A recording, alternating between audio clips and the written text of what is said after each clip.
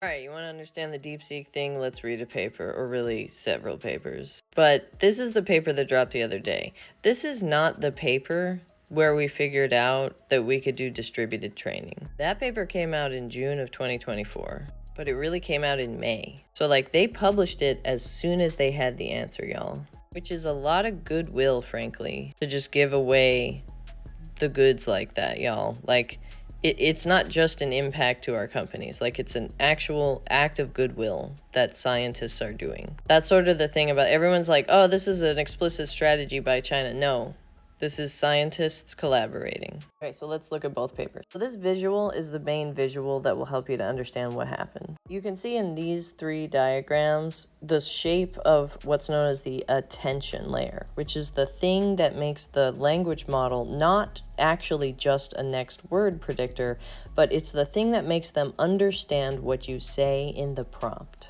So the attention layer is the thing that takes up the most memory and the most resources during training. When you use multi-head latent attention, you can distribute your training amongst multiple cards or machines. This is because there's this thing called the key value cache, the KV cache. It's basically just like your working memory. So they slice it up into n heads, just like some number of heads, and they like figured out what's the best one and all that kind of stuff like later in the paper. They break it up into a bunch of slices that can be run across multiple machines. We tried all of these attention mechanisms to try to make it be distributed. MLA is actually stronger in terms of performance than all of them. So the model is also more efficient when it does this. Like when you just compare raw amount of computation that needs to happen, it's less overall.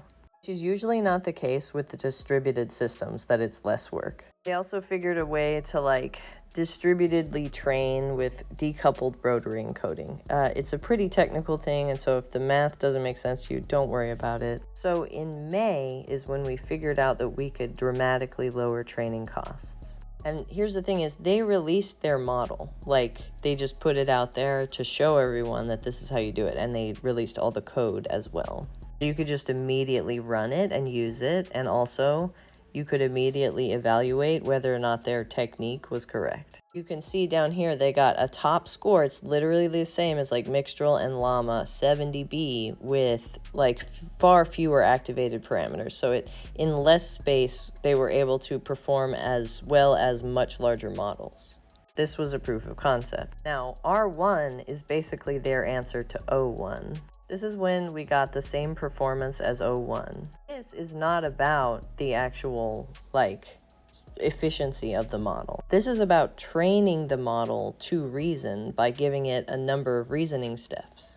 Figured this out in the Large Language Models or Zero-Shot Reasoners paper, which you can see actually originally came out in 22 of 05, so May of 22. This is where we figured out models could reason better if you said, let's think step by step. They were better at math. So this process is how O1 was trained. O1 was trained to solve problems by thinking out loud and reading a whole bunch of reasoning data. This is known as pre-training, where you take a general model and you train it to do a thing that it didn't know how to do before. Like going to school. So this paper came out on the 22nd of January. We actually came up with a lot of the distributed stuff first. That's 2209, so that's September of 22. When we did Bloom and all that stuff, that was like us trying to figure out distributed training. So a lot of the basis for these later works is built off of this work and other similar works. All of this stuff is not strategic. Like, scientists are working on stuff, and as soon as it's done, they hit the publish button for the whole world to see, and all the people across all of the internet,